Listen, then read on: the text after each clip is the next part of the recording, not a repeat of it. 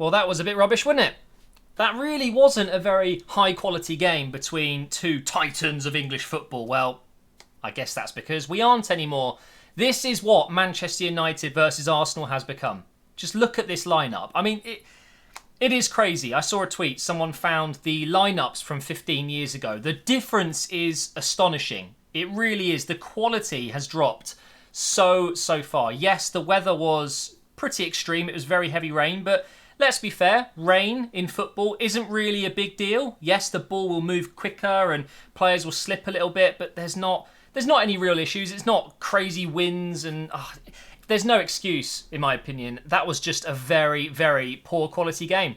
And to be fair, I didn't enjoy watching it at all. Not only because Arsenal were really struggling to beat the worst United side in God knows how long.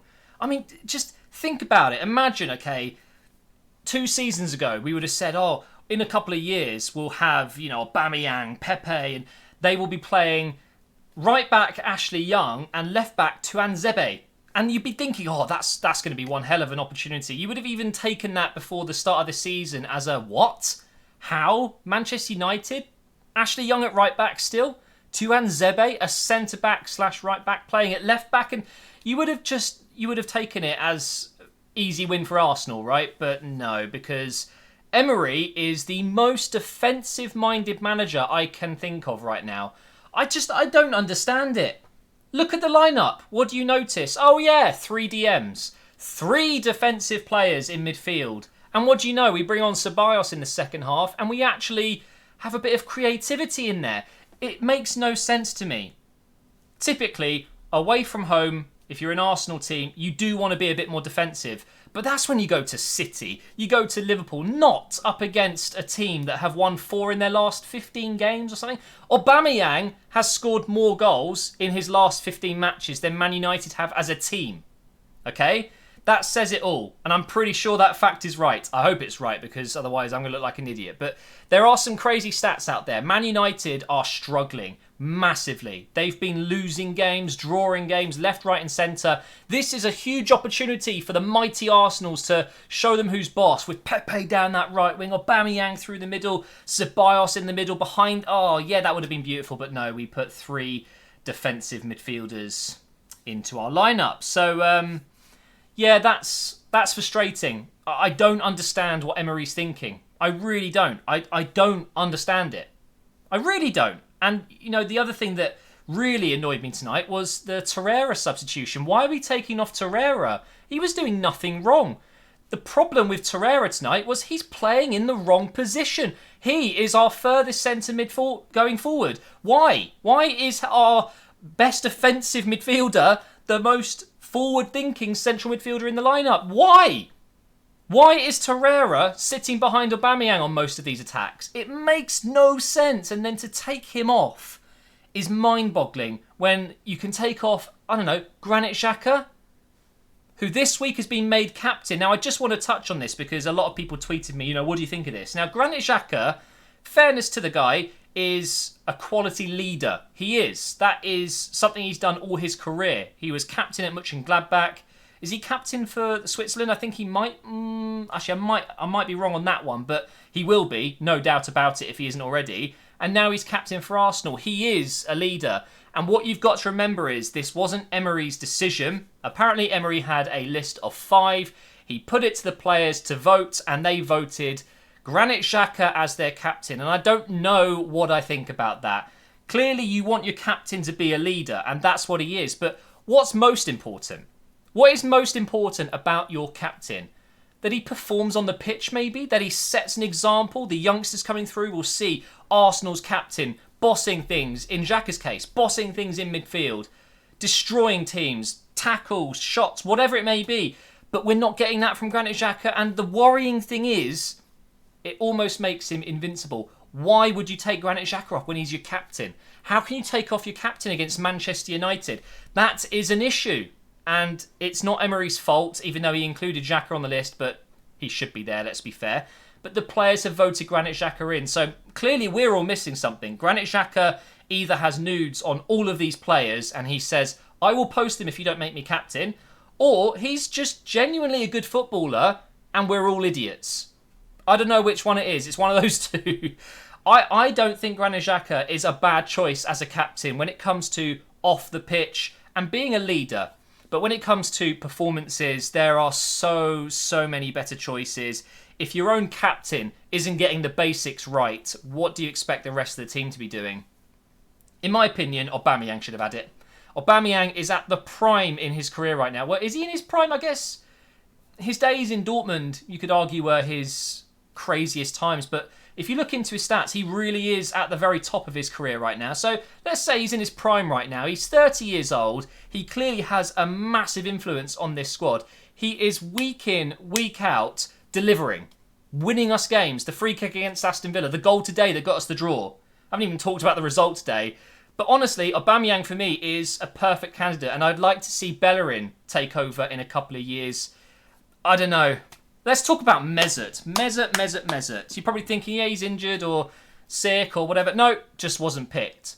Genuinely, Emery said this in an interview. They asked him, where's Ozil? Is he injured or something? No, he's not in my tactics. He's not in my tactics. Like, what does that mean? He's not in your tactics. Do you know we're paying this guy £350,000 a week and he's not in your tactics? Put him on the bench at least.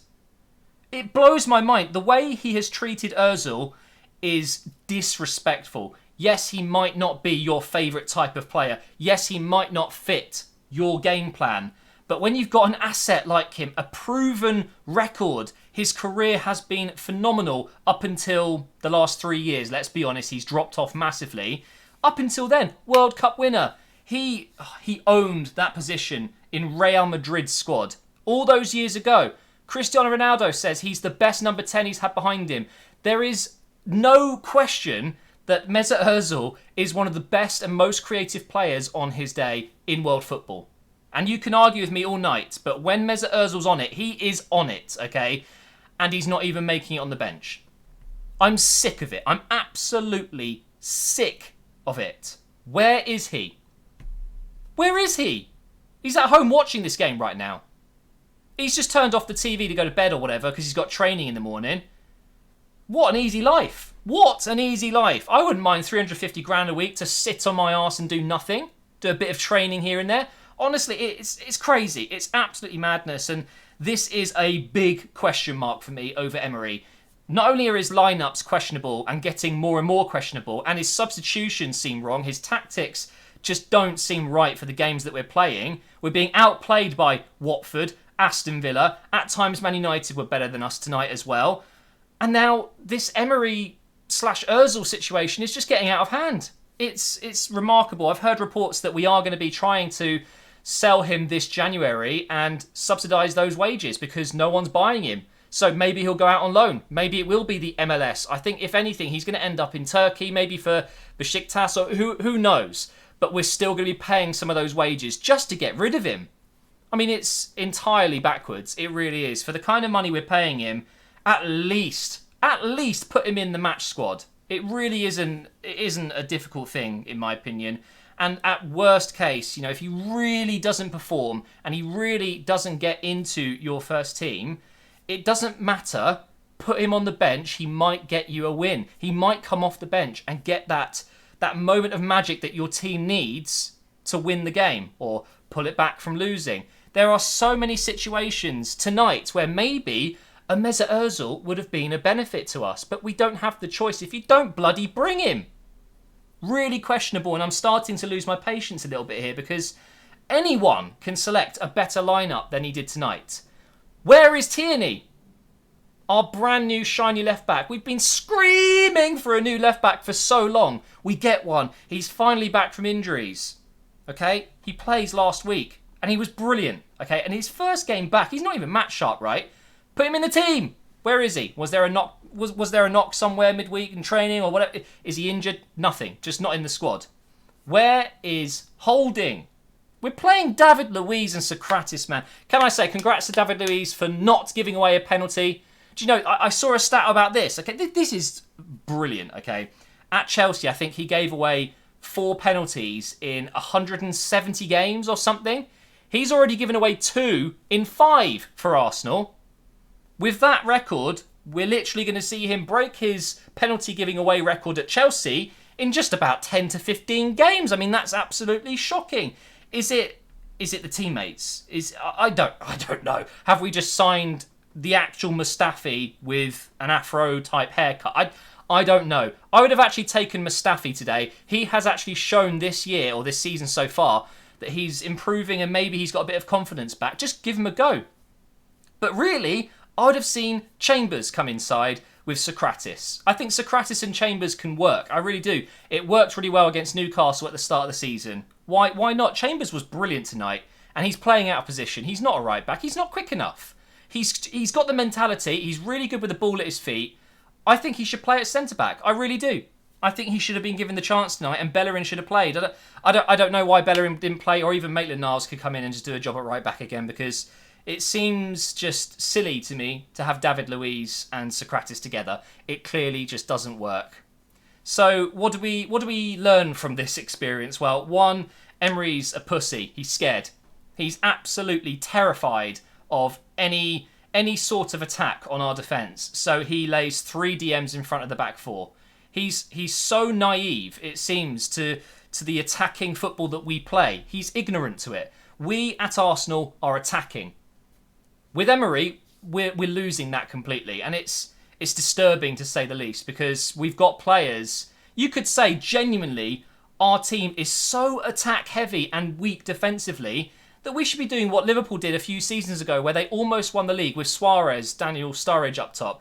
They just outscored everyone.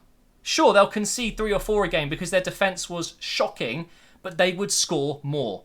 We should be at least achieving that, okay? I don't care if we concede 2 in a game, if we're scoring 5. Because then you're still smashing teams, man. We don't have the defensive qualities. We just don't. So don't focus on that. Why are we playing defensive against a team like Manchester United, who are rubbish at the moment?